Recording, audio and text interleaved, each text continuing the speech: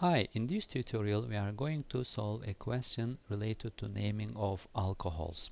The question asks us, give IUPAC names for the following compounds.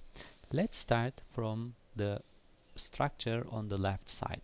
So let's analyze what we have on the structure. We have here a hydroxy group, which clearly says that it's an alcohol. We have a halide here, and we have a carbon-carbon double bond functionality, which is an alkene. And also we have here a cyclohexane ring. So let's start numbering the structure. Before numbering it, I'm going to duplicate the structure here. So we may need to use it again.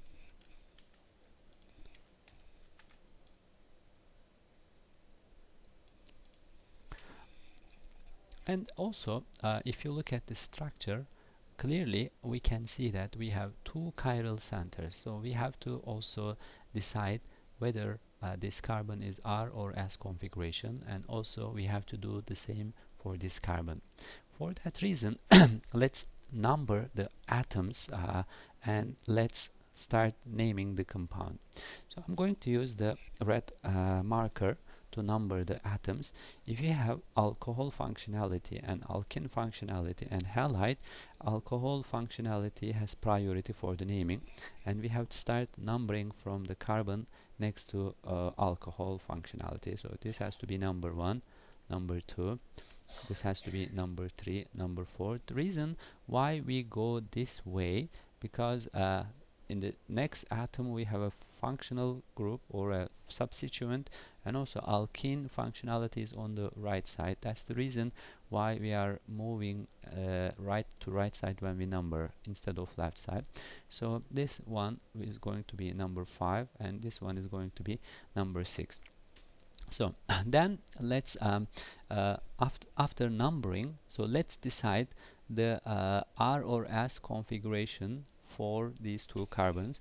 For that reason, again, I'm going to duplicate this structure into 2.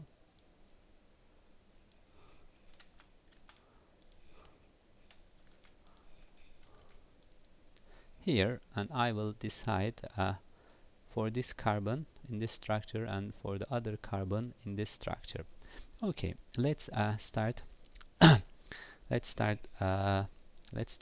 numbering the substituent around chiral center, and we are going to apply Hahn-Ingold-Prelog rule to decide whether this carbon is R or S. So, but before starting, we have to show that there is a fourth group here, which is a hydrogen, and it has to go inside, or it has to face inside or inside the plane. So basically, if we think that this screen is the plane, hydroxide is coming out of the plane, and hydrogen has to go inside the plane. So for that reason, let's show explicitly this hydrogen as a dash. Okay, then let's start numbering. So we know that we have to number 4 groups around the chiral center. We know that hydrogen is has the last priority. It has to be number 4. Oxygen, carbon, carbon, oxygen has more atomic numbers, so we have to say that this is the first priority. Carbon, carbon, this carbon has a bromine functionality, so it has more priority. It's 2, and this is 3. So let's look at now which way we have to go by counting 1, 2, 3, either clockwise or counterclockwise. From 1 to 2, from 2 to 3, so we go clockwise. So this carbon has R configuration. Let's do the same for this chiral center on the second structure. Again, we have to show explicitly there should be a hydrogen here. So I'm going to draw hydrogen.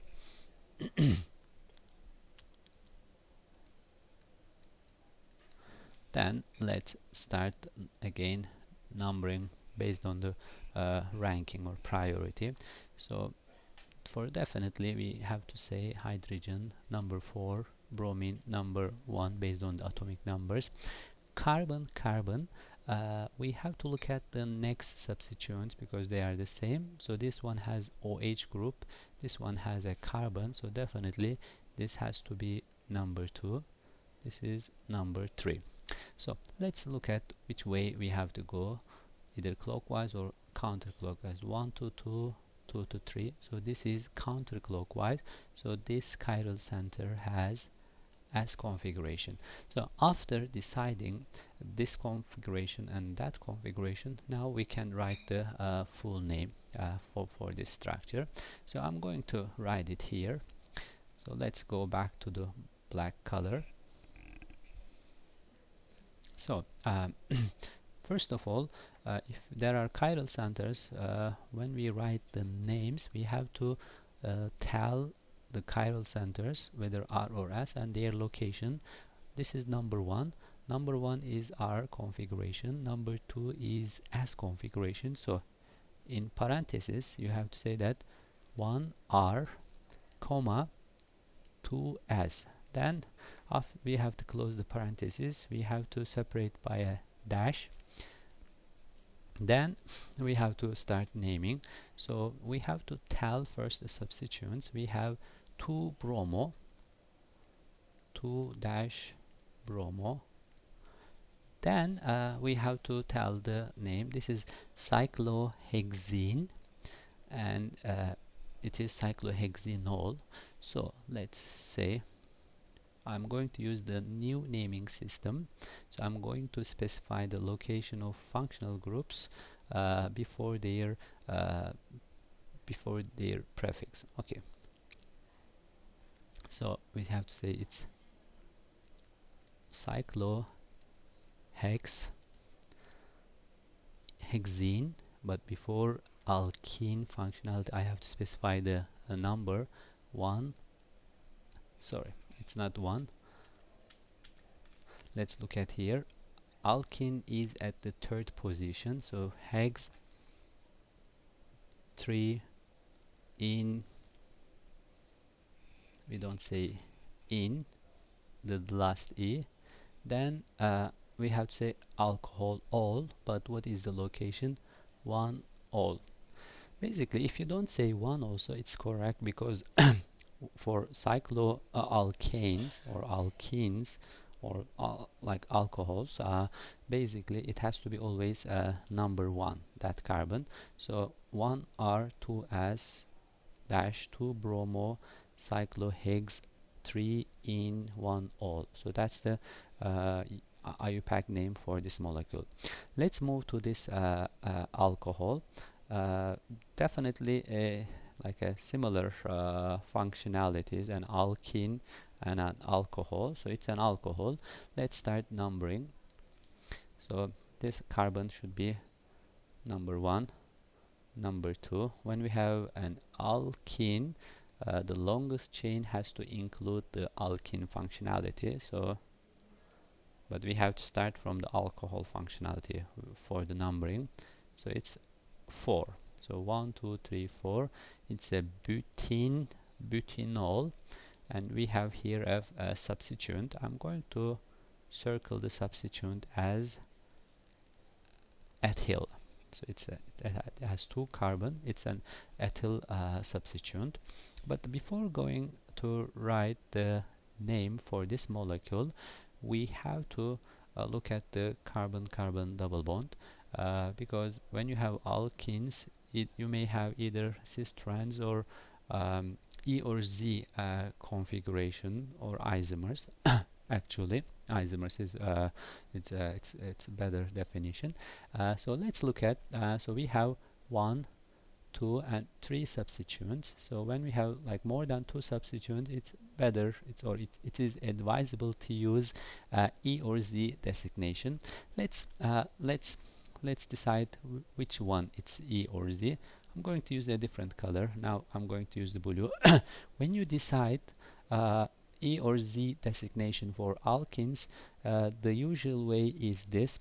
We divide the double bond into 2 parts, and also let's explicitly show hydrogen here, and we decide as similar to Cahn-Ingold-Prelog rule, we give priorities to groups on the double bond carbon. So we have a methyl and hydrogen group, so this has high priority. I will say high, and I will say low priority.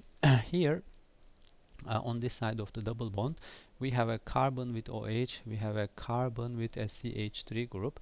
So this part has more priority because I cannot decide based on the first connected atoms, carbon with 2 hydrogen, carbon with 2 hydrogen, but the next connected atom is carbon here, oxygen. Oxygen has more atomic numbers.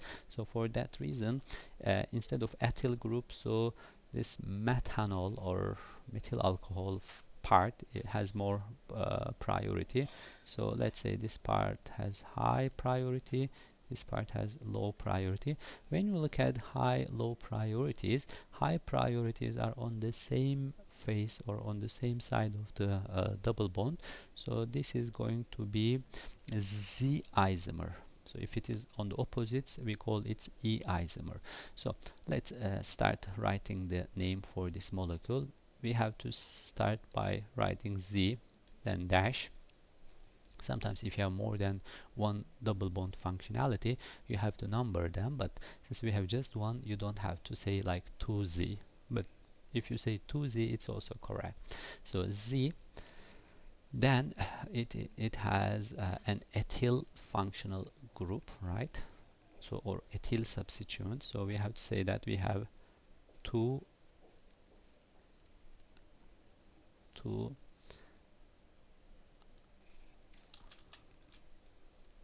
ethyl. Then we have 1, 2, 3, 4. It's a butene, and I will say but. I will use the new naming system. But what is the location of the double bond? 2 in. Then I don't have space, but we can move it here. And I'm going to write it next to them. So after specifying alkene, we have to say it is an alcohol. And what is the location of alcohol? 1, then all. So we also named this molecule based on the E or Z Z isomer of alkene, and the alkene functionality position and alcohol functionality position. Then we have written whole name. Thank you so much for listening or for watching this video.